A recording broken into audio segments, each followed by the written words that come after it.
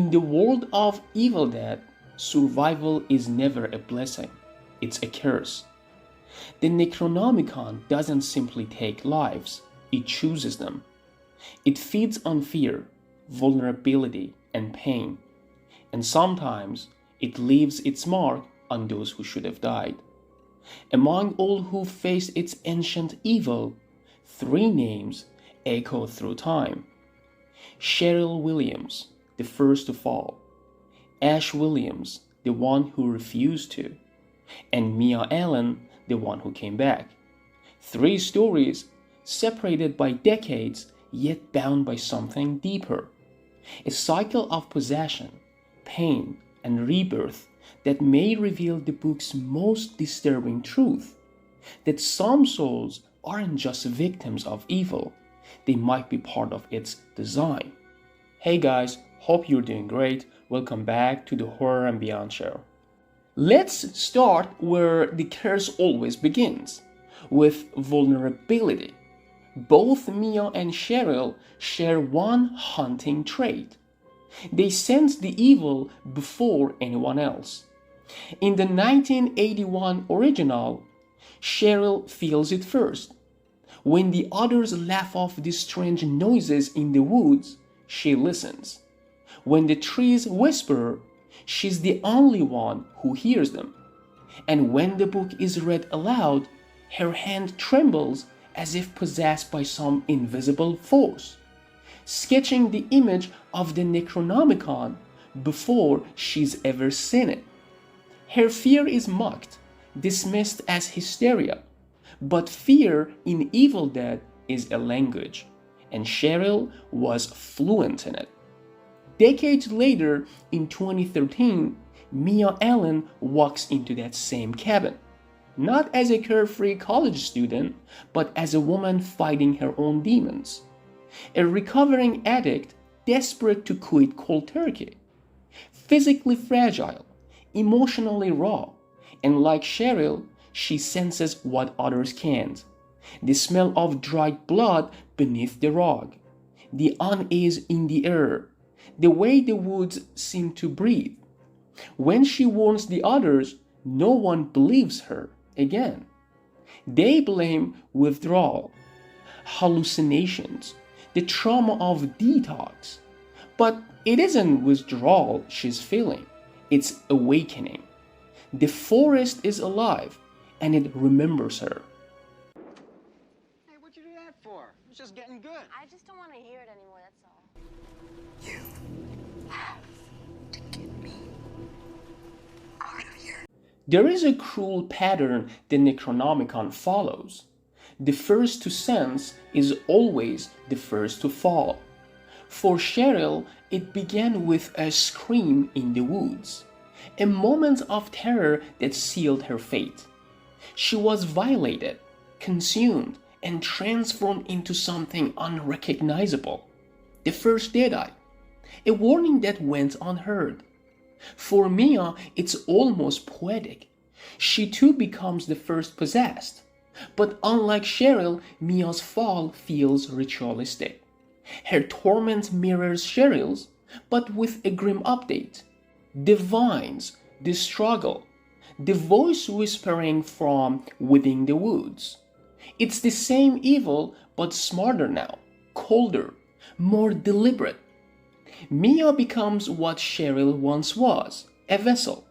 But the difference isn't in how they fall, it's in what happens after. Cheryl never came back. Once possessed, she was gone. Her humanity lost to the demon inside. Ash tried to help, but there was no saving her. The rules back then were simple. Once you're taken, you're finished. But Mia's story breaks that rule. She dies, she's buried, and she returns. Not as a deadite, not as a victim, but as something reborn, cleansed through blood, death, and resurrection. This is the first sign that the book's curse is changing, or maybe it's repeating, cycling through the same archetypes but rewriting the outcome. Because Cheryl and Mia aren't opposites, They are mirrors, two sides of the same soul, reflected across decades. One failed forever, the other climbed her way out of hell.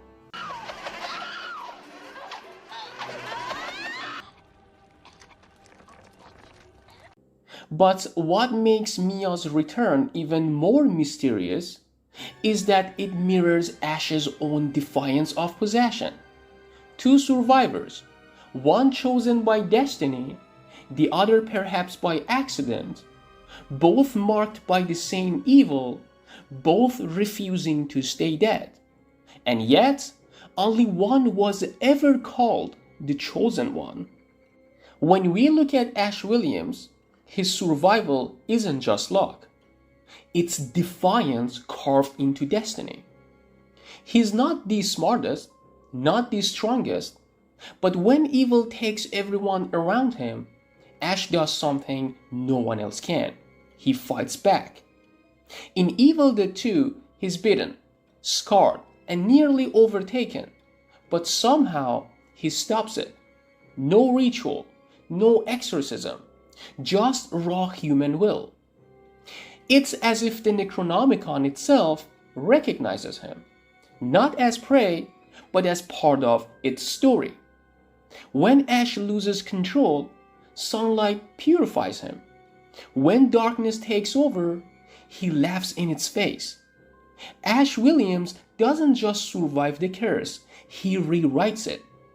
Now, think about Mia. She too is bitten, tormented, even killed, but returns, cleansed through death and resurrection. While Ash resists from within, Mia is reborn from without. Her purification comes through rebirth, not resistance. Ash fights the evil. Mia dies to defeat it. Two paths to the same impossible outcome. Survival against the Book of the Dead. Both Ash and Mia face a terrifying mirror of themselves. Ash battles evil Ash, the grotesque reflection born from his own darkness, his weakness, anger, and fear made flesh. Mia too faces her abomination, a twisted version of herself crawling out of the ground, mocking her pain and her past. In both cases, the only way to destroy that evil is to destroy themselves.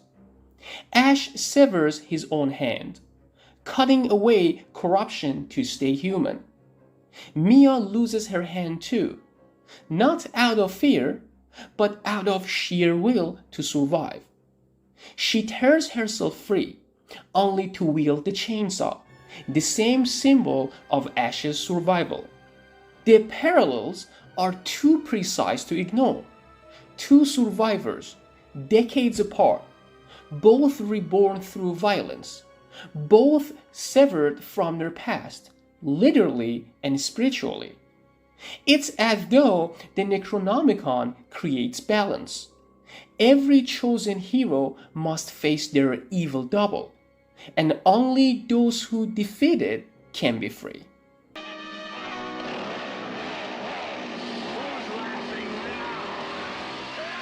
Face on this motherfucker! But Mia's story adds a new dimension. David, her brother. He plays the role Ash once did for Cheryl, but this time the ending changes. Where Ash failed to save his sister, David succeeds. He buries Mia, purging her soul through an act of love and sacrifice. Then he dies in her place, burned by the very evil he tried to stop. It's poetic, almost karmic. Cheryl's brother couldn't save her. Mia's brother did. The cycle of the Williams siblings finds resolution in the Allen family. But that begs the question, was David merely brave, or was he chosen to save her? Was Mia's resurrection an accident, or the will of the book itself? The Book of the Dead has always acted with intent. It manipulates fate, orchestrates death, and seems almost aware of who opens its pages.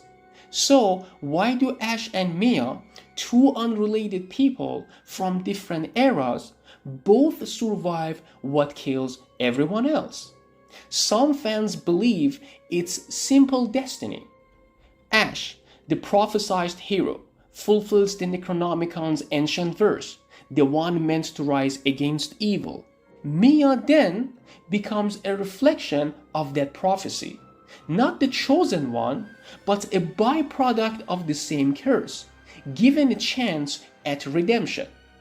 Others believe it's all coincidence.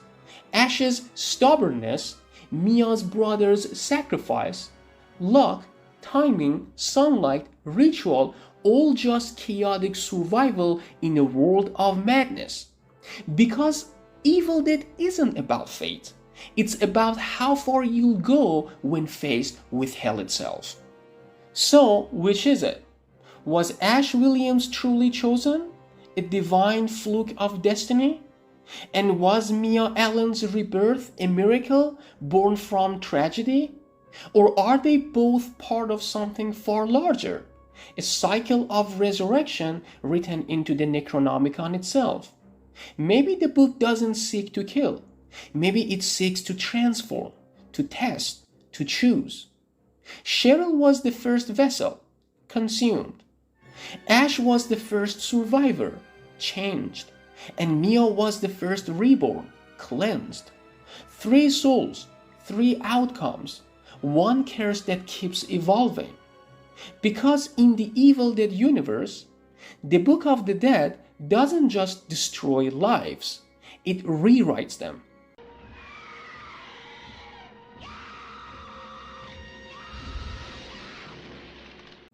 Perhaps the truth isn't in who was chosen, but in why they were chosen at all. Maybe Ash and Mia were never meant to end evil. Maybe they were meant to become its reflection. And somewhere out there, the book waits for the next one to open it. If this journey through the shadows intrigued you, don't forget to like, subscribe, and share this story with fellow Evil Dead fans. The Book of the Dead still has more secrets to reveal, and we'll uncover them one page at a time. Until next time, stay groovy.